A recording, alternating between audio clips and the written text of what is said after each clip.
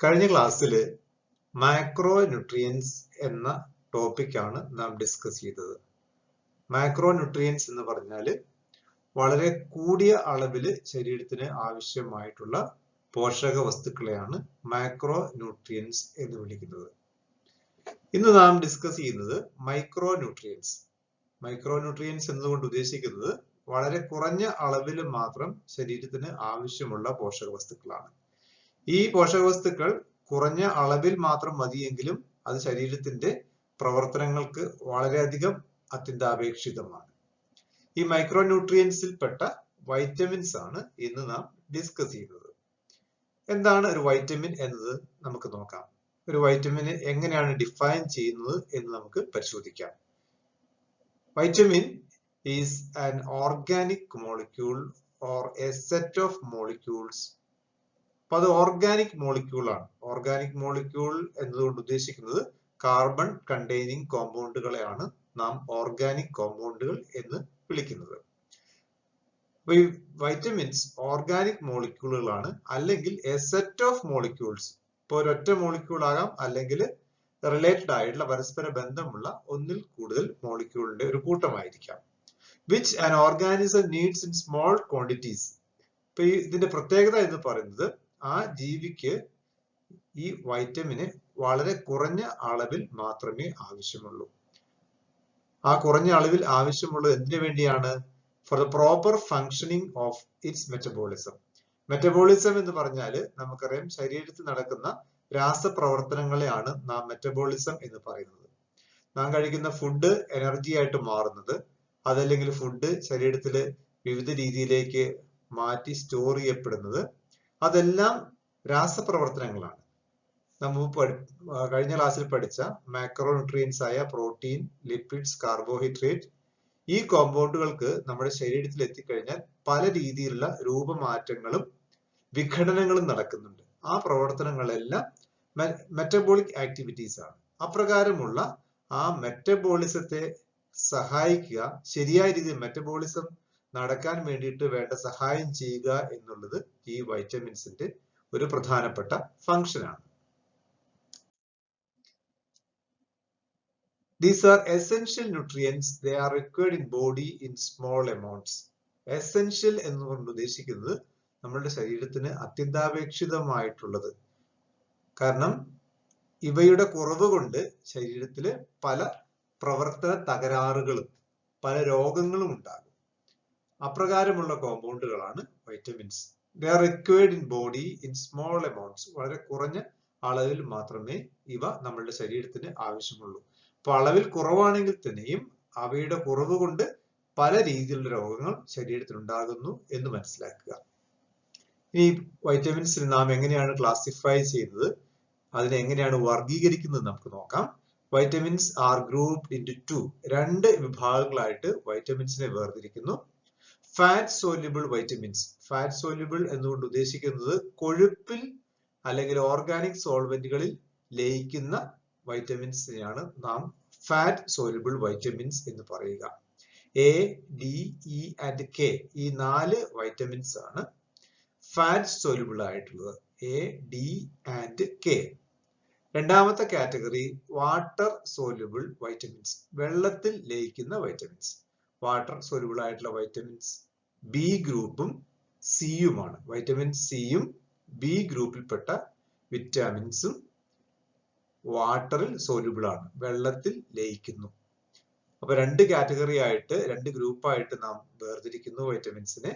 Fat soluble വൈറ്റമിൻസും water soluble വൈറ്റമിൻസും.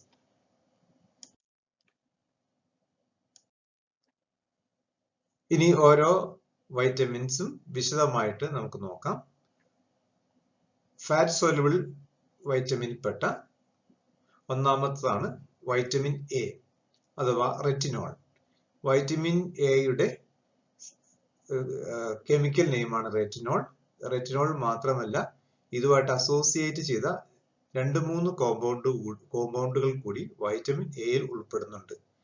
ഇപ്പോ വൈറ്റമിൻസിന്റെ ഡെഫിനേഷനിൽ നാം പഠിച്ചതാണ് an organic compound or a set of organic compound. അപ്പൊ അപ്രകാരം നോക്കുമ്പോൾ വൈറ്റമിൻ എ എന്ന് പറഞ്ഞാൽ റെറ്റിനോളുമായിട്ട് ബന്ധപ്പെട്ട മറ്റു ചില കോമ്പൗണ്ടുകളും ചേരുന്നതാണ് വൈറ്റമിൻ എ. വൈറ്റമിൻ എയുടെ പ്രധാനപ്പെട്ട ധർമ്മം നമുക്ക് നോക്കാം, ഫങ്ഷൻസ് നോക്കാം. ഫങ്ഷൻ എന്ന് പറഞ്ഞാൽ അത് ശരീരത്തിൽ നിർവഹിക്കുന്ന ചുമതലകൾ അഥവാ ധർമ്മങ്ങൾ എന്തൊക്കെയാണ് എന്നുള്ളതാണ്. ഹെൽപ്സ് ഇൻ നോർമൽ വിഷൻ, കാഴ്ചയെ സഹായിക്കുന്നു. നാം വസ്തുക്കളെ കാണുമ്പോൾ നമുക്കറിയാം കണ്ണിലെ റെറ്റിനയിൽ ഇമേജ് ഉണ്ടായി, അതാണ് നാം സെൻസ് ചെയ്യുന്നത്. അപ്പൊ അപ്രകാരമുള്ള നോർമൽ വിഷനെ സഹായിക്കുക എന്നുള്ളത് വൈറ്റമിൻ എയുടെ ഒരു പ്രധാനപ്പെട്ട ഫംഗ്ഷൻ ആണ്. It is necessary for maintaining normal function of glandular and epithelial tissue. നമ്മുടെ ശരീരത്തിലെ ടിഷ്യൂ, കോശങ്ങൾ ചേർന്നുണ്ടാകുന്ന കലകള്, ആ കലകളെയാണ് നാം ടിഷ്യൂ എന്ന് വിളിക്കുക. അങ്ങനെയുള്ള ആ ടിഷ്യൂവിൽ ഗ്ലാൻഡുകൾ ഫോം ചെയ്യുന്ന, ഗ്രന്ഥികൾ ഫോം ചെയ്യുന്ന ടിഷ്യൂവിനെയാണ് നാം ഗ്ലാൻഡുലാർ ടിഷ്യൂ എന്ന് വിളിക്കുന്നത്. അതുപോലെ നമ്മളുടെ ശരീരത്തിനെ കവർ ചെയ്യുന്ന സ്കിന്നിന്റെ ഏറ്റവും പുറമെ കാണുന്ന ആ കവറിംഗ് ടിഷ്യൂ, അതുപോലെ നമ്മളുടെ ഇൻഡസ്ട്രിയൽ ട്രാക്ട് എന്ന് പറഞ്ഞാൽ ദഹനവ്യൂഹം, അതിന്റെ കവറിങ്, ശ്വസന വ്യൂഹത്തിന്റെ കവറിങ്, അതുപോലെ യൂറിനറി ട്രാക്ട്, ഈ പ്രദേശങ്ങളിലൊക്കെ കാണുന്ന ആവരണ കല, എപ്പിത്തീലിയൽ ടിഷ്യൂവിന് മലയാളത്തിൽ നിങ്ങൾ പഠിച്ചിട്ടുള്ള പേര് ആവരണ കല, നമ്മളുടെ ശരീരത്തിലെ സർഫസിനെയും അതുപോലെ ക്യാവിറ്റികളെയും ഒക്കെ ലൈൻ ചെയ്യുകയും കവർ ചെയ്യുകയും ചെയ്യുന്ന, പൊതിഞ്ഞു സൂക്ഷിക്കുന്ന അത്തരത്തിലുള്ള ടിഷ്യൂവിനാണ് എപ്പിത്തീലിയൽ ടിഷ്യൂ എന്ന് പറയുക. അത്തരത്തിലുള്ള എപ്പിത്തീലിയൽ ടിഷ്യൂവിന്റെയും ഗ്ലാൻഡുലാർ ടിഷ്യൂവിന്റെയും നോർമലി അതിനെ ആരോഗ്യകരമായിട്ട് നിലനിർത്തണം എന്നുണ്ടെങ്കിൽ വൈറ്റമിൻ എ അത്യാവശ്യമാണ്. സപ്പോർട്ട്സ് സ്കെലിറ്റൽ ഗ്രോത്ത്, നമ്മളുടെ ബോണിന്റെ, സ്കെലിറ്റൻ എന്ന് ഉദ്ദേശിക്കുന്നത് അസ്ഥിവ്യൂഹമാണ്, അസ്ഥികളുടെ സ്വാഭാവികമായിട്ടുള്ള ആ വളർച്ചയെ അത് സപ്പോർട്ട് ചെയ്യുന്നു. പിന്നീട് it is anti infective. Infection എന്ന് പറഞ്ഞാൽ അണുബാധ, നമ്മുടെ ശരീരത്തിൽ പല രീതിയിലുള്ള രോഗാണുക്കൾ ബാധിക്കാൻ സാധ്യതയുണ്ട്. അപ്പൊ അവയെ പ്രതിരോധിക്കുവാൻ വേണ്ടിയിട്ട്, ആ രോഗാണുക്കളെ പ്രതിരോധിക്കാനുള്ള ശക്തി ശരീരത്തിന് നൽകാൻ വേണ്ടിയിട്ടും വൈറ്റമിൻ എ സഹായിക്കുന്നു. ഇത്രയുമാണ് വൈറ്റമിൻ എയുടെ പ്രധാനപ്പെട്ട ചുമതലകൾ അഥവാ ഫങ്ഷൻസ്. സോഴ്സ് എവിടുന്നൊക്കെ നമുക്ക് ലഭിക്കുന്നു? പ്രധാനമായിട്ട് ലഭിക്കുന്നത് cheese, egg, oily fish, fortified low fat spreads, milk and yogurt. പാലും പാലുൽപ്പന്നങ്ങളും. ഇപ്പൊ ചീസ് നമുക്കറിയാം, ചീസ് നമ്മൾ ലഭിക്കുന്ന ഒരു ഫുഡ് ഐറ്റമാണ്. ചീസ്, പാലിൽ നിന്നാണ് ചീസ് ഉൽപ്പാദിപ്പിക്കുന്നത്. ചീസ്, അതുപോലെ മിൽക്ക്, യോഗട്ട് എന്ന് പറഞ്ഞാല് തൈരിന്റെ ഒരു വകഭേദമാണ് യോഗട്ട്. അതുപോലെ മുട്ട, oil fish, fortified low fat spread, ഈ തുടങ്ങിയ വസ്തുക്കളിൽ നിന്നാണ് പ്രധാനമായിട്ട് നമുക്ക് വൈറ്റമിൻ എ ലഭ്യമാകുന്നത്. അപ്പൊ നാം മനസ്സിലാക്കേണ്ടത്, സാധാരണ രീതിയിലുള്ള ഒരു പോഷകാഹാരം എന്ന് നാം പറയപ്പെടുന്ന പാല്, മുട്ട, അതുപോലെ ഫിഷ്, ഇവയിൽ നിന്നെല്ലാം നമുക്ക് വൈറ്റമിൻ എ ആവശ്യത്തിന് ലഭിക്കുന്നു എന്നാണ് മനസ്സിലാക്കേണ്ടത്. കോഡ് ലിവർ ഓയിൽ, അതായത് ഫിഷ് ലിവർ ഓയിൽ വൈറ്റമിൻ എയുടെ ഒരു വളരെ പ്രധാനപ്പെട്ട സോഴ്സ് ആണ്. പലപ്പോഴും ഹെൽത്ത് സെന്ററിൽ നിന്നൊക്കെ നമുക്ക് വൈറ്റമിൻ എ ടാബ്ലറ്റ് ലഭിക്കാറുണ്ട്. അത് ഫിഷ് ലിവർ ഓയിലാണ് പ്രധാനമായിട്ട് അതിൽ അടങ്ങിയിരിക്കുന്നത്. Recommended dietary allowance or RDA, ഒരു ദിവസത്തേക്ക് നമുക്ക് എത്രമാത്രം ഒരു ന്യൂട്രിയന്റ് ആവശ്യമുണ്ട് എന്നുള്ളതിനെയാണ് നാം റെക്കമെൻഡഡ് ഡയറ്ററി അലവൻസ് എന്നുകൊണ്ട് ഉദ്ദേശിക്കുന്നത്. RDA അഥവാ റെക്കമെൻഡഡ് ഡയറ്ററി അലവൻസ് എന്ന് പറഞ്ഞാൽ ഒരു ദിവസത്തേക്ക് എത്ര എമൗണ്ട് ഒരു പ്രത്യേക ന്യൂട്രിയന്റ് നമുക്ക് ആവശ്യമുണ്ട്. വൈറ്റമിൻ എയുടെ കേസിലാണെങ്കിൽ നമുക്ക് ഒരു ദിവസത്തേക്ക് ആവശ്യമുള്ളത് 600 മൈക്രോഗ്രാംസ് ആണ്. 600 മൈക്രോഗ്രാം ആണ് നമുക്ക് വേണ്ടത്. മൈക്രോഗ്രാം എന്ന് പറഞ്ഞാൽ വളരെ ചുരുങ്ങിയ, വളരെ ചെറിയൊരു അളവാണ്. Gram, milligram, microgram. അപ്പൊ അത്തരത്തിലുള്ള 600 മൈക്രോഗ്രാം ആണ് നമുക്ക് ആവശ്യമായിട്ട് വരിക. Deficiency leads to night blindness. Vitamin എയുടെ കുറവ് കൊണ്ട് നമുക്ക് പ്രകടമായി കാണുന്ന ഒരു രോഗമാണ് നൈറ്റ് ബ്ലൈൻഡ്നെസ്. നൈറ്റ് ബ്ലൈൻഡ്നെസ് എന്ന് പറഞ്ഞാല് മങ്ങിയ വെളിച്ചത്തില് നമുക്ക് കാഴ്ച ശക്തി കുറയുന്ന ഒരവസ്ഥ. സാധാരണ മങ്ങിയ വെളിച്ചത്തിലും നമുക്ക് കാണാൻ സാധിക്കാറുണ്ട്.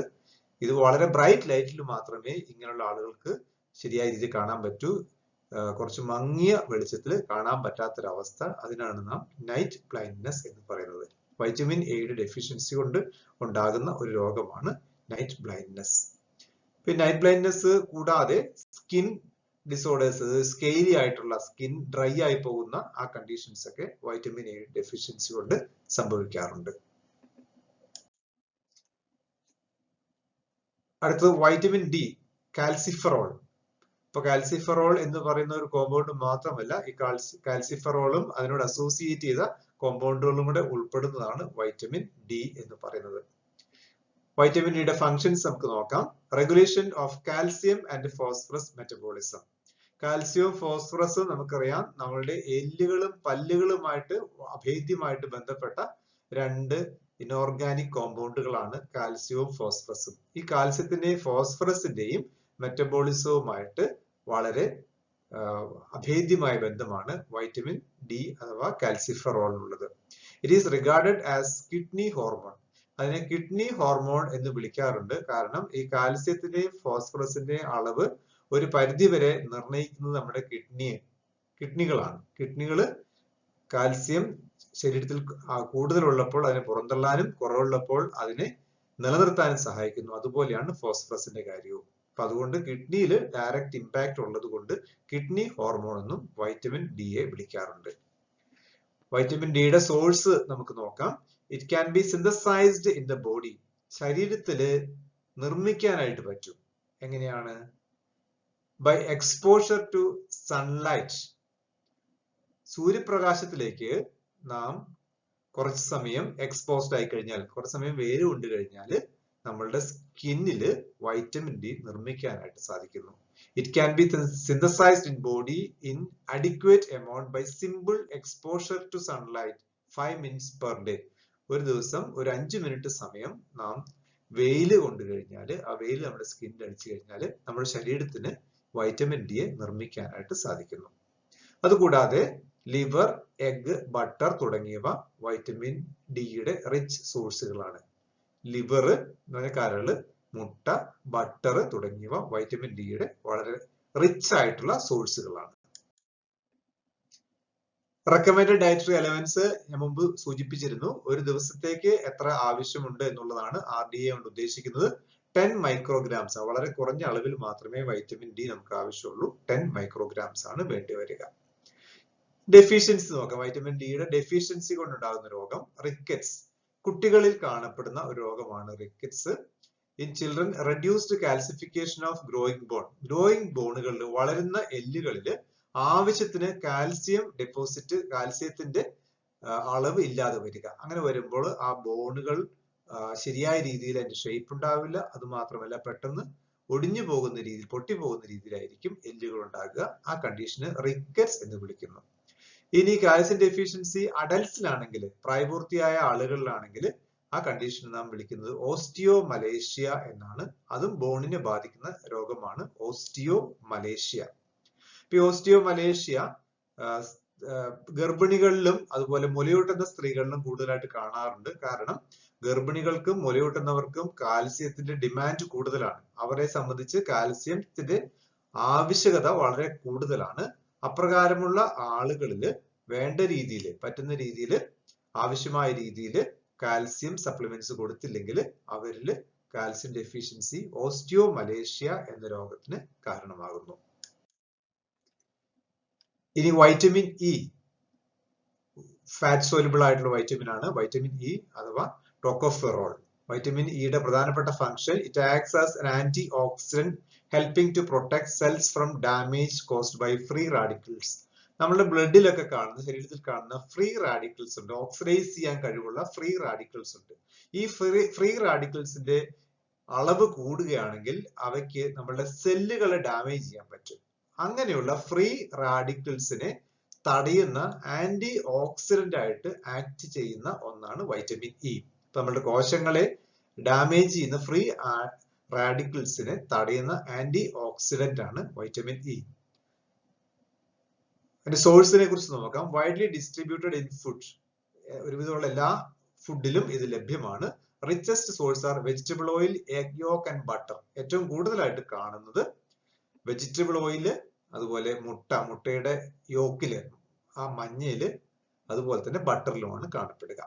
അതിന്റെ റെക്കമെൻഡഡ് ഡയറ്ററി അലവൻസ് എന്ന് പറയുന്നത് 15 മില്ലിഗ്രാം ആണ്. ഒരു ദിവസത്തേക്ക് ആവശ്യമുള്ളത് 15 മില്ലിഗ്രാം ആണ്. ഡെഫിഷ്യൻസി കൊണ്ട് can cos nerve and muscle damage. ഞാൻ പറഞ്ഞു ഈ ആന്റി ഓക്സിഡന്റുകൾ നമ്മളുടെ പല കോശങ്ങളെയും ബാധിക്കാറുണ്ട്. അപ്പൊ ആന്റി ഓക്സിഡന്റുകൾ നെർവുകളെയും അതുപോലെ മസിലുകളെയും ഞരമ്പുകളെയും നമ്മളുടെ പേശികളെയൊക്കെ ബാധിക്കാറുണ്ട്. അപ്പോ വൈറ്റമിൻ ഇ ഡെഫിഷ്യൻസി കൊണ്ട് അത് നെർവിനും അതുപോലെ മസിലിനും ഡാമേജ് ഉണ്ടാവാന് കാരണമാകുന്നു. Then vitamin K, fat soluble ആയിട്ടുള്ള അവസാനത്തെ വൈറ്റമിൻ ആണ് വൈറ്റമിൻ കെ. ഫില്ലോക്വിനോൺ എന്നാണ് അതിന്റെ സയന്റിഫിക് നെയിം. അതും അതിന്റെ റിലേറ്റഡ് പ്രോഡക്ട്സും ആണ് വൈറ്റമിൻ കെയിൽ ഉൾപ്പെടുക. വൈറ്റമിൻ കെയുടെ ഏറ്റവും പ്രധാനപ്പെട്ട ഫംഗ്ഷൻ എന്ന് പറയുന്നത് കൊയാഗുലേഷൻ ഓഫ് ബ്ലഡ്, ബ്ലഡ് കട്ടപിടിക്കുക. ഒരു മുറിവുണ്ടായി കഴിഞ്ഞാൽ ബ്ലീഡിങ് വരുന്നു, ആ ബ്ലീഡിങ്ങിൽ കൂടി രക്തം നഷ്ടപ്പെടും. പക്ഷെ കുറച്ച് സമയം കഴിയുമ്പോഴത്തേക്കും ആ രക്തം കട്ട പിടിച്ചുകൊണ്ട് ആ ബ്ലീഡിങ് അവസാനിക്കും. ആ പ്രോസസ്സിന് ബ്ലഡിന്റെ ഒരു സ്വാഭാവികമായിട്ടുള്ള ഒരു പ്രവർത്തനമാണിത്. അതിന് സഹായിക്കുന്ന വൈറ്റമിൻ ആണ് വൈറ്റമിൻ കെ. അതിന്റെ സോഴ്സുകളെ കുറിച്ച് നോക്കാം. It's found mainly in fresh green vegetables. നല്ല പച്ചക്കറികളിൽ ഗ്രീൻ ലീഫി ആയിട്ടുള്ള വെജിറ്റബിൾസ് അതിന്റെ പ്രധാനപ്പെട്ട സോഴ്സ് ആണ്. കൗസ് മിൽക്ക്, പാല് ഒരു സോഴ്സ് ആണ്. It is also synthesised by intestinal bacteria. നമ്മളുടെ ഇൻറ്റസ്റ്റൈനിലുള്ള കുടലിലുള്ള ബാക്ടീരിയ, ചില ബാക്ടീരിയ ഈ വൈറ്റമിൻ കെനെ സിന്തസൈസ് ചെയ്യുന്നു, നിർമ്മിക്കുന്നു. ആ വൈറ്റമിൻ കെ നമ്മുടെ ശരീരത്തിലേക്ക് അബ്സോർബ് ചെയ്യപ്പെടുകയും ചെയ്യുന്നു. അതിന്റെ RDA റെക്കമെൻഡഡ് ഡയറ്ററി അലവൻസ് എന്ന് പറയുന്നത് 0.03 milligram per kilogram body weight. നമ്മുടെ ശരീരഭാരം അനുസരിച്ച് ഒരു കിലോയ്ക്ക് 0.03. ഇപ്പോ ഒരു 10 കിലോ ഉള്ള ഒരു കുട്ടിക്കാണെങ്കിൽ ഏകദേശം 3 മില്ലിഗ്രാം, 50 കിലോ ഉള്ള ഒരു ആൾക്കാണെങ്കിൽ 10 കിലോ ഉള്ള കുട്ടിക്കാണെങ്കിൽ 0.3 മില്ലിഗ്രാം, 50 കിലോ ഉള്ള ഒരാൾക്കാണെങ്കിൽ 1.5 മില്ലിഗ്രാം ആണ് ആവശ്യമായിട്ട് വരിക. അതായത് എന്റെ RDA പറയുന്നത് 0.03 milligram per kilogram body weight എന്നാണ്. ഡെഫിഷ്യൻസി, ഈ വൈറ്റമിൻ കെയുടെ കുറവ് കൊണ്ടുണ്ടാകുന്ന, ഡെഫിഷ്യൻസി ഉണ്ടാകുന്ന പ്രധാന പ്രോബ്ലം എന്ന് പറയുന്നത് കൊയാഗുലേഷൻ ഡിസോർഡർ ആണ്. രക്തം ശരിയായ രീതിയിൽ കട്ട പിടിക്കുന്നത് തടയപ്പെടുന്നു. ഇനി വാട്ടർ സോലുബിൾ വൈറ്റമിൻ മുമ്പ് നമ്മൾ ക്ലാസിഫൈ ചെയ്തപ്പോൾ രണ്ടാമത്തെ ഗ്രൂപ്പിൽ പെട്ടതായിരുന്നു water soluble vitamins. Water soluble വൈറ്റമിൻസിൽ ഏറ്റവും പ്രധാനപ്പെട്ടതാണ് ബി ഗ്രൂപ്പ് വൈറ്റമിൻസ്. ബി ഒരു ഗ്രൂപ്പാണ്. ബി ഗ്രൂപ്പിൽപ്പെട്ട വൈറ്റമിൻസ് B1 എന്ന് പറഞ്ഞാൽ thiamine, B2 riboflavin, B3 niacin, B5 pantothenic acid, B6 pyridoxine, B7 biotin, B9 folic acid, B12 cobalamin. ഇതെല്ലാമാണ് ബി ഗ്രൂപ്പിലെ പ്രധാനപ്പെട്ട വൈറ്റമിൻസ്. ഇത് ഓരോന്നിന്റെയും സോഴ്സും ഫംഗ്ഷനും നമുക്ക് നോക്കാം. B1 അഥവാ തൈമിൻ. തൈമിന്റെ പ്രധാനപ്പെട്ട ഫംഗ്ഷൻ കാർബോഹൈഡ്രേറ്റ് മെറ്റബോളിസം ആണ്. നാം കഴിക്കുന്ന ഫുഡിലുള്ള കാർബോഹൈഡ്രേറ്റ് അഥവാ അന്നജം നമ്മുടെ ശരീരത്തിലേക്ക് എത്തുന്നു. ശരീരത്തിൽ എത്തിക്കഴിയുമ്പോൾ അത് ഗ്ലൂക്കോസ് ആയിട്ടാണ് പ്രധാനമായിട്ട് ശരീരത്തിലേക്ക് പ്രവേശിക്കുക. അതുപോലെ ഫ്രക്ടോസും മാനോസും എല്ലാം ശരീരത്തിലേക്ക് എത്തുന്നുണ്ട്. അങ്ങനെയുള്ള കാർബോഹൈഡ്രേറ്റിന്റെ മെറ്റബോളിസം, നമുക്കറിയാം നമ്മുടെ ശരീരത്തിൽ എനർജി ആവശ്യമുള്ളപ്പോൾ ആ എനർജി ഏറ്റവും കൂടുതൽ കൊടുക്കുന്നത് ഗ്ലൂക്കോസ് ആണ്. ആ ഗ്ലൂക്കോസ് നാം കഴിക്കുന്ന സ്റ്റാർച്ചിലും മറ്റുള്ള ഗ്ലൂക്കോസ് ശരീരത്തിലെത്തി കാർബൺ ഡൈ ഓക്സൈഡും വാട്ടറും എനർജി ആയിട്ട് മാറുകയാണ് ചെയ്യുക. അങ്ങനെയുള്ള ഗ്ലൂക്കോസ് മെറ്റബോളിസത്തിനെ വളരെയധികം സഹായിക്കുന്ന ഒന്നാണ് B1 അഥവാ thiamine. Important source is cereals. Rice, വീറ്റും പോലുള്ള സീറിയൽസ് ആണ്. നമ്മൾ ധാന്യങ്ങൾ, നമുക്കറിയാം നെല്ലും അരിയും അതുപോലെ ഗോതമ്പ് പോലുള്ള സീറിയൽസ്, മിൽക്ക്, ഇവയാണ് തൈമിന്റെ പ്രധാനപ്പെട്ട സോഴ്സ്. RDA, അതിന്റെ RDA റെക്കമെൻഡഡ് ഡയറ്ററി അലവൻസ് എന്ന് പറയുന്നത് 1.2 മില്ലിഗ്രാം ആണ്. ദിവസത്തേക്ക് 1.2 മില്ലിഗ്രാം ആണ്. ഇതിന്റെ ഡെഫിഷ്യൻസി, തൈമിന്റെ ഡെഫിഷ്യൻസി ഉണ്ടാക്കുന്ന രോഗം കുട്ടികളിൽ ബെറിബെറി എന്ന രോഗമാണ് കുട്ടികളിൽ ഉണ്ടാക്കുക. അതുപോലെ അഡൽട്സ് അത് ഉണ്ടാക്കുന്നത് വെർനെക്സ് എൻസെഫലോപ്പതി എന്ന് പറയുന്ന രോഗമാണ് അഡൽട്സ് ഉണ്ടാക്കുക. അപ്പൊ തൈമിന്റെ ഡെഫിഷ്യൻസി കൊണ്ട് ഉണ്ടാകുന്ന രോഗമാണ് ബെറിബെറി. അപ്പൊ ബെറിബെറി എന്താണെന്ന് ചോദിച്ചാൽ നാം പറയേണ്ടത് തൈമിൻ എന്ന B1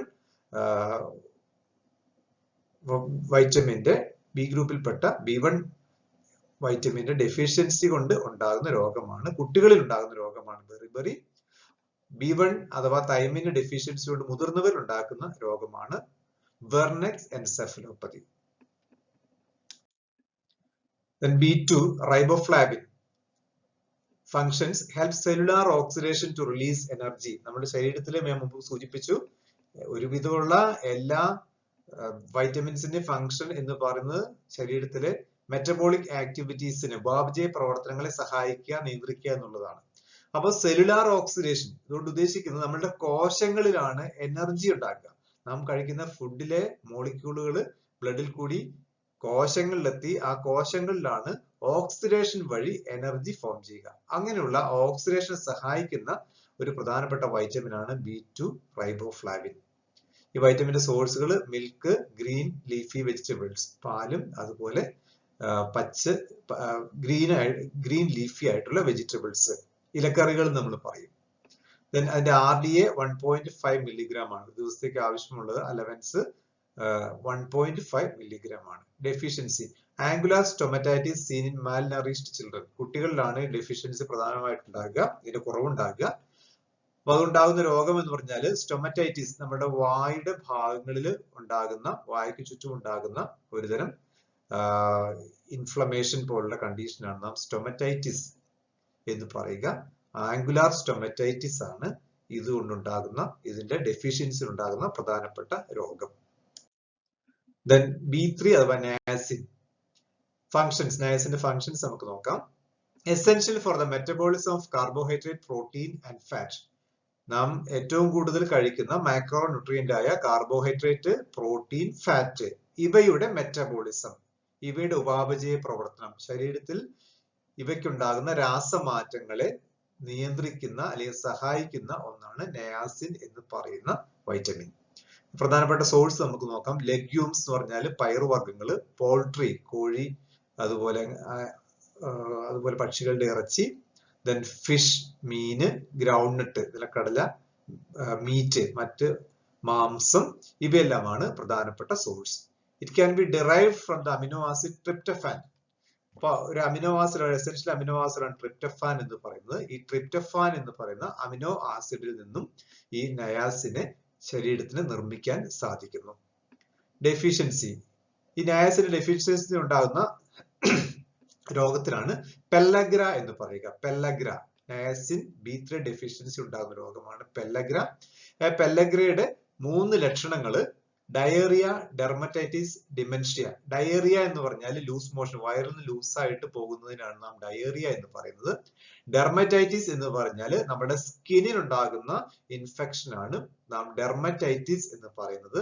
ഡിമെൻഷ്യ എന്ന് പറഞ്ഞാൽ ഓർമ്മക്കുറവ്, മെമ്മറിയുടെ കുറവ്, അതാണ് ഡിമെൻഷ്യ. ഈ 3 കണ്ടീഷൻസ് ആണ് ഡിമെൻഷ്യ, ഡെർമറ്റൈറ്റിസ്, ഡയേറിയ എന്നിവയാണ് പെല്ലഗ്ര എന്ന് പറയുന്ന രോഗത്തിന്റെ ലക്ഷണങ്ങൾ. 3 Ds, 3 ഡിയിൽ തുടങ്ങുന്നതുകൊണ്ടാണ് 3 Ds നമ്മൾ പറയുന്നത്. അപ്പൊ നയാസിൻ ഡെഫിഷ്യൻസി കൊണ്ട് ഉണ്ടാകുന്ന രോഗമാണ് പെല്ലഗ്ര. Then B5 ആണ് പാൻറ്റോതെനിക് ആസിഡ്. പാൻറ്റോതെനിക് ആസിഡിന്റെ സോഴ്സസ് ഓൾ ഫുഡ്, എല്ലാ ഫുഡ് ഐറ്റത്തിൽ നമുക്ക് കിട്ടുന്ന ഒന്നാണ് പാൻറ്റോതെനിക് ആസിഡ്. അതിന്റെ function helps in the adrenal cortical function. നമ്മുടെ ശരീരത്തിലെ ഗ്രന്ഥികൾ എന്ന് ഉദ്ദേശിക്കുന്നത് അന്തസ്രാവി ഗ്രന്ഥികൾ അഥവാ എൻഡോക്രൈൻ ഗ്ലാൻഡുകൾ. നിങ്ങൾ കേട്ടിട്ടുണ്ടാകും പിറ്റ്യൂട്ടറി, അതുപോലെ തൈറോയിഡ് എന്നൊക്കെ, അതുപോലുള്ള ഒരു ഗ്ലാൻഡാണ് അഡ്രിനൽ ഗ്ലാൻഡ്. ഈ അഡ്രിനൽ ഗ്ലാൻഡിന്റെ സെക്രീഷനെ സഹായിക്കുന്ന ഒന്നാണ് പാൻറ്റോതെനിക് ആസിഡ്. അതിന്റെ റിക്വയർമെന്റ് എന്ന് പറയുന്നത് 5 മില്ലിഗ്രാം പെർ ഡേ ആണ്. ഇതിന്റെ ഡെഫിഷ്യൻസി വളരെ റയർ ആണ്, കാരണം എല്ലാത്തരം ഭക്ഷണങ്ങളും ലഭ്യമായതുകൊണ്ട് ഡെഫിഷ്യൻസി റയർ ആണ്. ഡെഫിഷ്യൻസി ഉണ്ടായിക്കഴിഞ്ഞാൽ ഉണ്ടാകുന്നത് നംബ്നെസ്, മരവിപ്പ്, ഹെഡേക്ക്, തലവേദന, അതുപോലെ ഒമിറ്റിംഗ്, ഛർദി തുടങ്ങിയവയാണ് അതിന്റെ ലക്ഷണങ്ങൾ. റയർ ആയിട്ടാണ് ഇതിന്റെ ഡെഫിഷ്യൻസി സംഭവിക്കാറുള്ളത്. Then B6 ആണ് പിറിഡോക്സിൻ. പിറിഡോക്സിന്റെ function helps in the metabolism of amino acids, carbohydrates and fat. കാർബോഹൈഡ്രേറ്റിന്റെയും അന്നജത്തിന്റെയും കൊഴുപ്പിന്റെയും പ്രോട്ടീന്റെയും മെറ്റബോളിസത്തെ സഹായിക്കുക എന്നുള്ളതാണ് പിറിഡോക്സിന്റെ ഫംഗ്ഷൻ. പിറിഡോക്സിന്റെ സോഴ്സ് മിൽക്ക്, പാല്, മീറ്റ്, ഇറച്ചി, ഹോൾ ഗ്രെയിൻ സീറിയൽസ്, ഗോതമ്പ് അല്ലെങ്കിൽ അരി പോലുള്ള സീറിയൽസ്, വെജിറ്റബിൾസ്, ലെഗ്യൂംസ്, പയർവർഗ്ഗങ്ങൾ, ഇവയിലെല്ലാം പിറിഡോക്സിൻ ലഭ്യമാണ്. അതിന്റെ ഡയറ്ററി അലവൻസ് എന്ന് പറയുന്നത് 1.3 മില്ലിഗ്രാം ആണ്. ഡെഫിഷ്യൻസി ഉണ്ടാകുന്ന പെരിഫറൽ ന്യൂറൈറ്റിസ് ആണ്. പെരിഫറൽ ന്യൂറൈറ്റിസ് എന്ന് പറഞ്ഞാൽ നേർവുകൾക്ക്, നമ്മുടെ നാഡീകോശങ്ങൾക്ക് ഉണ്ടാകുന്ന ഒരുതരം ഇൻഫ്ലമേഷനെയാണ് നാം ന്യൂറൈറ്റിസ് എന്ന് വിളിക്കുന്നത്. പെരിഫറൽ ന്യൂറൈറ്റിസ് ആണ് പ്രധാനമായിട്ടും പിറിഡോക്സിന്റെ ഡെഫിഷ്യൻസി കൊണ്ടുണ്ടാകുന്ന രോഗം. Then biotin B7 functions metabolize carbohydrates, fats, amino acids, the building blocks of protein. അതായത് എന്തിനൊക്കെ മെറ്റബോളൈസ് ചെയ്യും? കാർബോഹൈഡ്രേറ്റിനെയും ഫാറ്റിനെയും അമിനോ ആസിഡുകളെയും മെറ്റബോളൈസ് ചെയ്യുക. അമിനോ ആസിഡ് എന്ന് പറഞ്ഞാൽ നമുക്കറിയാം പ്രോട്ടീന്റെ ഘടകങ്ങളെയാണ് നാം അമിനോ ആസിഡ് എന്ന് വിളിക്കുക. അപ്പോൾ ആ പ്രോട്ടീന്റെ ഘടകങ്ങളായ അമിനോ ആസിഡുകളെ, കൊഴുപ്പിനെ, കാർബോഹൈഡ്രേറ്റിനെ എല്ലാം മെറ്റബോളൈസ് ചെയ്യുക എന്നുള്ളതാണ് ബയോട്ടിന്റെ function. It is essential for hair and nail health. നമ്മളുടെ മുടിയുടെയും അതുപോലെ നഖത്തിന്റെയും ആരോഗ്യത്തിനെ അങ്ങേറ്റം സഹായിക്കുന്നതാണ് ബയോട്ടിൻ. സോഴ്സ് നമുക്ക് നോക്കാം. മീറ്റ്സ്, വിവിധ രീതിയിലുള്ള ഇറച്ചികള്, egg, fish, seeds, nuts and certain vegetables, ഇതെല്ലാം ബയോട്ടിന്റെ സോഴ്സുകളാണ്. അതിന്റെ ഡയറ്ററി അലവൻസ് എന്ന് പറയുന്നത് 30 മൈക്രോഗ്രാം, വളരെ കുറഞ്ഞ അളവിലാണ് ആവശ്യമുള്ളത്. 30 മൈക്രോഗ്രാം ആണ് അതിന്റെ daily requirement. Deficiency alopecia and scaly erythematous dermatitis. Alopecia എന്ന് പറഞ്ഞു കഴിഞ്ഞാൽ മുടി പൊഴിയുന്നതിനാണ് നാം അലോപേഷ്യ എന്ന് പറയുക. മുടിയുടെ ആരോഗ്യം നശിച്ചിട്ട് പൊഴിഞ്ഞു പോകുന്നതിനാണ് നാം അലോപേഷ്യ എന്ന് പറയുക. ഈ അലോപേഷ്യയും അതുപോലെ സ്കെയിലി എരിത്തമാറ്റസ് ഡെർമറ്റൈറ്റിസ്, സ്കിന്നില്, നമ്മുടെ സ്കിൻ, തൊലി, നമ്മുടെ ത്വക്ക് ഒരുതരം വരണ്ട് സ്കെയിലി ആയിട്ട് മാറുന്നു. പൊഴിഞ്ഞു പോകാൻ പറ്റുന്ന രീതിയിൽ ഒട്ടും എണ്ണമയം ഇല്ലാതെ പോലെ സ്കെയിലി ആയിട്ട് മാറുന്നു. ഒരു റെഡ് കളർ ആയിട്ട് മാറുന്ന ഒരു അവസ്ഥ, അതിനാണ് സ്കെയിലി എരിത്തമാറ്റസ് ഡെർമറ്റൈറ്റിസ് എന്ന് പറയുക. കുറച്ച് സ്കിന്നിന്റെ പെരിഫറൽ ആയിട്ടുള്ള സെൽസ് ഒക്കെ പൊഴിഞ്ഞു പോയിട്ട് അതൊരു റെഡിഷ് ആയിട്ട് മാറുന്ന ഒരവസ്ഥ, അതാണ് നാം സ്കെയിലി എരിത്തമാറ്റസ് ഡെർമറ്റൈറ്റിസ് എന്ന് പറയുന്നത്. അപ്പോൾ ബയോട്ടിൻ ഡെഫിഷ്യൻസി കൊണ്ട് അലോപേഷ്യ അഥവാ മുടിപൊഴിച്ചിലും ഈ ഡെർമറ്റൈറ്റിസുമാണ് പ്രധാനമായിട്ടുണ്ടാകുന്ന രോഗങ്ങൾ. Then B9 അഥവാ ഫോളേറ്റ്, ഫോളിക് ആസിഡ് എന്ന് പറയും. അതിന്റെ പ്രധാനപ്പെട്ട function helps in the synthesis of nucleic acid. എല്ലാ കോശങ്ങളിലും കാണുന്ന ഒന്നാണ് ന്യൂക്ലിക് ആസിഡ്. ശരീരത്തിലെ എല്ലാ കോശങ്ങളുടെയും ന്യൂക്ലിയസിനുള്ളിൽ കാണുന്ന RNA അല്ലെങ്കിൽ DNA നിങ്ങൾ കേട്ടിട്ടുണ്ടാവും. അവയാണ് ന്യൂക്ലിക് ആസിഡ് എന്ന് വിളിക്കുക. അതിന്റെ സിന്തസിസ് ആണ് ഫോളേറ്റിന്റെ ഒരു പ്രധാനപ്പെട്ട ഫംഗ്ഷൻ. മറ്റൊരു function for the development of blood cells in bone marrow. നമ്മളുടെ മജ്ജയിലാണ് രക്തത്തിലേക്ക് വേണ്ട കോശങ്ങൾ, രക്തത്തിലുള്ള കോശങ്ങൾ, ചുവന്ന രക്താണുക്കൾ, വെളുത്ത രക്താണുക്കൾ, പ്ലേറ്റ്ലെറ്റുകൾ, RBC, WBC പ്ലേറ്റ്ലെറ്റ്സ്, ഇവയൊക്കെ നിർമ്മിക്കപ്പെടുന്നത് ബോൺ മാരോയിലാണ്. അവയുടെ നിർമ്മാണവുമായിട്ട് വളരെയധികം അത്യാവശ്യപ്പെട്ട ഒന്നാണ് ഫോളിക് ആസിഡ് അഥവാ ഫോളേറ്റ്. സോഴ്സ് നമുക്ക് നോക്കാം. Meat, dairy products. Dairy products എന്ന് പറഞ്ഞാൽ പാല്, പാലുൽപ്പന്നങ്ങൾ, ലീഫി വെജിറ്റബിൾസ്, ഇലക്കറികള്, these are the good sources. Over cooking destroys folic acid. നമ്മൾ ഈ വസ്തുക്കളെ, ഇപ്പൊ വെജിറ്റബിൾസ് ഒക്കെ ആണെങ്കിലും അമിതമായിട്ട് കുക്ക് ചെയ്യുക, അമിതമായിട്ട് ഒരുപാട് സമയം കൂടുതൽ ടെമ്പറേച്ചറിൽ കുക്ക് ചെയ്ത് കഴിഞ്ഞാൽ ഈ ഫോളിക് ആസിഡ് നശിപ്പിക്കപ്പെടുന്നു. അപ്പോൾ ഒരു ഹാഫ് കുക്ക്ഡ് ആണ് ഏറ്റവും നല്ലത്. വെജിറ്റബിൾസ് ഒക്കെ എപ്പോഴും നമുക്ക് ഓവറായിട്ട് കുക്ക് ചെയ്യാതിരിക്കുന്നതാണ് എപ്പോഴും അതിലെ വൈറ്റമിൻസ് നമുക്ക് ലഭ്യമാകാൻ എളുപ്പമുള്ളത്. അതിന്റെ റിക്വയർമെന്റ് RDA എന്ന് പറയുന്നത് 400 മൈക്രോഗ്രാംസ് ആണ്. ഒരു ദിവസത്തേക്ക് ആവശ്യമുള്ളത് 400 മൈക്രോഗ്രാംസ് ആണ്. Deficiency, severe deficiency may cos infertility and even sterility. അത് ഇൻഫെർട്ടിലിറ്റി, വന്ധ്യതയും അതുപോലെ പൂർണ്ണമായിട്ട് ഉള്ള സ്റ്റെറിലിറ്റിക്കും കാരണമാകുന്നു. തൽക്കാലത്തേക്ക് അല്ലെങ്കിൽ പൂർണ്ണമായിട്ടുണ്ടാകുന്ന സ്റ്റെറിലിറ്റി അഥവാ വന്ധ്യതയ്ക്ക് കാരണമാകുന്നുണ്ട്. വന്ധ്യത എന്ന് പറഞ്ഞാൽ കുട്ടികൾ ഉണ്ടാകാത്ത അവസ്ഥയ്ക്കാണ് നാം വന്ധ്യത എന്ന് പറയുന്നത്. അതിലേക്ക് നയിക്കുന്ന ഒന്നാണ് ഫോളിക് ആസിഡിന്റെ ഡെഫിഷ്യൻസി. Then vitamin B12 അഥവാ കോബലമിൻ. കോബലമിൻ അതൊരു മിക്സഡ് ആണ്. കോബലമിൻ മാത്രമല്ല, സൈനോകോബലമിൻ ഉൾപ്പെടുന്ന 2-3 മോളിക്യൂളുകളാണ് ഈ വൈറ്റമിൻ B12 വരിക. അതിന്റെ functions helps in the synthesis of DNA, synthesis of fatty acids. Nucleic acid, DNA എന്ന് പറഞ്ഞ ന്യൂക്ലിക് ആസിഡും അതുപോലെ ചില വളരെ എസെൻഷ്യൽ ആയിട്ടുള്ള ഫാറ്റി ആസിഡും നിർമ്മിക്കുക എന്നുള്ളതാണ് കോബലമിന്റെ function. Sources meat, fish, eggs, milk and cheese. പാല്, പാലുൽപ്പന്നങ്ങള്, മുട്ട, ഇറച്ചി, അതുപോലെ മത്സ്യം എന്നിവയാണ് കോബലമിന്റെ source. Also synthesised by bacteria in colon. നമ്മുടെ ലാർജ് ഇന്റസ്റ്റൈനിൽ, വൻകുടലിൽ കാണുന്ന ചില ബാക്ടീരിയക്ക് ഈ വൈറ്റമിനെ സിന്തസൈസ് ചെയ്യാൻ പറ്റും. അപ്പോൾ അത് അങ്ങനെ നമ്മുടെ ശരീരത്തിലേക്ക് അബ്സോർബ് ചെയ്യപ്പെടുകയും ചെയ്യുന്നു. അതിന്റെ RDA 1.8 മൈക്രോഗ്രാം ആണ്. റെക്കമെൻഡഡ് ഡയറ്ററി അലവൻസ് ഒരു ദിവസത്തേക്ക് വേണ്ടത് 1.8 മൈക്രോഗ്രാംസ് ആണ്. ഡെഫിഷ്യൻസി പെർനീഷ്യസ് അനീമിയ എന്ന് പറയുന്ന രോഗത്തിന് കാരണമാകുന്നു. ഈ പെർനീഷ്യസ് അനീമിയ എന്ന് പറഞ്ഞാൽ അതുകൊണ്ട് ഉദ്ദേശിക്കുന്നത് രക്തത്തിലുള്ള ഹീമോഗ്ലോബിന്റെ അളവ് കുറയുക, ചുവന്ന രക്താണുക്കളുടെ അളവ് കുറയുന്നതാണ് അനീമിയ. പെർനീഷ്യസ് അനീമിയ എന്ന് പറഞ്ഞാൽ ഒരു RBC, അത് റെഡ് ബ്ലഡ് സെല്ല്, അത് പൂർണ്ണമായ മച്ചുറേഷൻ, പൂർണ്ണ രീതിയിൽ അതിന്റെ മച്ചുറേഷൻ സംഭവിക്കാതെ ഒരു അബ്നോർമൽ ആയിട്ടുള്ള RBC ബ്ലഡിലേക്ക് റിലീസ് ചെയ്യപ്പെടുന്നു. അപ്പൊ അതുകൊണ്ട് നമ്മളുടെ ഹീമോഗ്ലോബിന്റെ ഫങ്ഷൻസ്, ഓക്സിജൻ ട്രാൻസ്പോർട്ട് എന്ന് പറയുന്ന ഫങ്ഷൻ അത് ശരിയായ രീതിയിൽ നിർവഹിക്കാൻ പറ്റാതെ വരുന്നു. അത്തരത്തിലുള്ള അനീമിയാണ് നാം പെർനീഷ്യസ് അനീമിയ എന്ന് പറയുക. അനീമിയക്ക് മലയാളത്തില് വിളർച്ച എന്നാണ് പറയുക. അപ്പൊ അത്തരത്തിലുള്ള ഒരു അനീമിയാണ് പെർനീഷ്യസ് അനീമിയ. അത് കാരണമാകുന്നത് വൈറ്റമിൻ B12 അഥവാ കോബലമിന്റെ ഡെഫിഷ്യൻസിയാണ്. ഇത്രയുമാണ് വൈറ്റമിൻ B കോംപ്ലക്സ്, ബി ഗ്രൂപ്പിൽപ്പെട്ട വൈറ്റമിൻസിനെ നമുക്ക് പറയാനുള്ളത്. ഇനി അവസാനത്തത് വൈറ്റമിൻ C, വാട്ടർ സോലുബിൾ ആയിട്ടുള്ള വൈറ്റമിൻ ആണ്.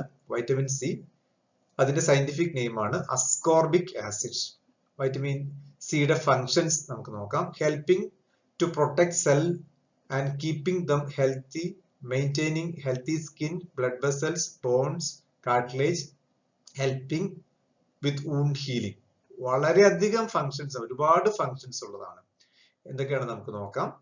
സെല്ലുകളെ സംരക്ഷിക്കുക, സെല്ലുകളെ, കോശങ്ങളെ ഹെൽത്തി ആയിട്ട് മെയിൻറ്റെയിൻ ചെയ്യുക, നമ്മുടെ സ്കിന്നിന്റെ ഇന്റഗ്രിറ്റി, സ്കിന്നിന്റെ ആരോഗ്യം സംരക്ഷിക്കുക, രക്തക്കുഴലുകളുടെ ആരോഗ്യം സംരക്ഷിക്കുക, ബോണ്, എല്ലുകള്, കാർട്ടിലേജ്, തരുണാസ്ഥികള്, അവയെ എല്ലാം അതിന്റെ ശരിയായ രീതിയിൽ അതിന്റെ സ്ട്രക്ചറും ഫങ്ഷനും സംരക്ഷിക്കുക.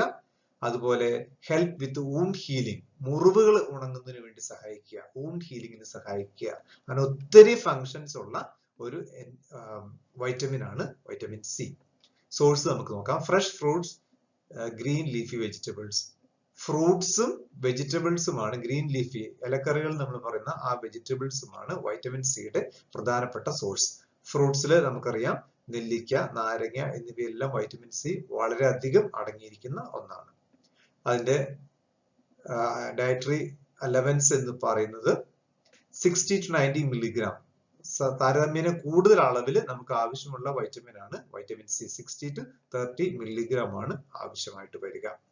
ഡെഫിഷ്യൻസി ഉണ്ടാകുന്ന രോഗമാണ് സ്കർവി. വൈറ്റമിൻ C ഡെഫിഷ്യൻസി ഉണ്ടാകുന്ന രോഗത്തിന് നാം പറയുന്ന പേരാണ് സ്കർവി എന്നാണ് ആ രോഗത്തിന്റെ പേര്. സ്കർവിയിൽ എന്തൊക്കെയാണ് സംഭവിക്കാൻ നമുക്ക് നോക്കാം. സോളൻ ആൻഡ് ബ്ലീഡിംഗ് ഗംസ്, നമ്മളുടെ മോണകള്, വായിലെ പല്ലിരിക്കുന്ന മോണകള്, അത് സോളന, നീര് വെക്കുന്നു, അതുപോലെ അവിടുന്ന് ബ്ലഡ് വരുന്നു. ബ്ലീഡിംഗ് ഇൻ ടു സ്കിൻ, സ്കിന്നില് ബ്ലീഡ് ചെയ്യുന്നു, നമ്മുടെ തൊലിപ്പുറമെ നമുക്ക് ബ്ലീഡ് ചെയ്യുന്നു. ദെൻ ബ്ലീഡിംഗ് ഇൻ ജോയിന്റ്സ്, നമ്മളുടെ സന്ധികളിൽ ബ്ലീഡ് ചെയ്യുന്നു. ഡിലേഡ് വൂണ്ട് ഹീലിംഗ്, മുറിവുകൾ ഉണങ്ങാൻ വേണ്ടി വൈകുന്നു. അനീമിയ, വിളർച്ച, വീക്ക്നെസ്, ക്ഷീണം. അപ്പോൾ ഒട്ടനവധി ലക്ഷണങ്ങളുള്ള രോഗമാണ് സ്കർവി. ഈ സ്കർവി ഉണ്ടാവാൻ കാരണം വൈറ്റമിൻ സിയുടെ ഡെഫിഷ്യൻസി കൊണ്ടാണ്. അപ്പൊ ഇത്രയുമാണ് വിവിധ വൈറ്റമിൻസിനെ കുറിച്ച് നമുക്ക് മനസ്സിലാക്കാനുള്ളത്. മനസ്സിലാക്കുക, വൈറ്റമിൻസ് എന്ന് പറഞ്ഞാൽ വളരെ കുറഞ്ഞ അളവിൽ മാത്രം ശരീരത്തിൽ ആവശ്യമുള്ളതും എന്നാൽ അതിന്റെ കുറവ് കൊണ്ട് ഒട്ടനവധി രോഗങ്ങൾ ഉണ്ടാകാൻ സാധ്യതയുമുള്ള കോമ്പൗണ്ടുകളാണ് വൈറ്റമിൻസ്. അവയെ നാം ക്ലാസിഫൈ ചെയ്ത് ഫാറ്റ് സോലുബിൾ എന്നും അതുപോലെ തന്നെ വാട്ടർ സോലുബിൾ എന്നും ക്ലാസിഫൈ ചെയ്തു. ആ ഓരോ വ്യത്യസ്ത ഗ്രൂപ്പിൽപ്പെട്ട വൈറ്റമിൻസ്, അവയുടെ സോഴ്സ് എന്തൊക്കെയാണ്, ഫങ്ഷൻസ് എന്തൊക്കെയാണ്, ഡെഫിഷ്യൻസി എന്താണ്, ഒരു ദിവസത്തേക്ക് എത്ര ആവശ്യമുണ്ട്, ഇത്രയും കാര്യങ്ങളാണ് നാം ഡിസ്കസ് ചെയ്തത്. ഈ വിവരങ്ങൾ കൃത്യമായിട്ട് നിങ്ങൾ മനസ്സിലാക്കി നോട്ട്ബുക്കിൽ കുറിച്ചു വെക്കുക. Thank you.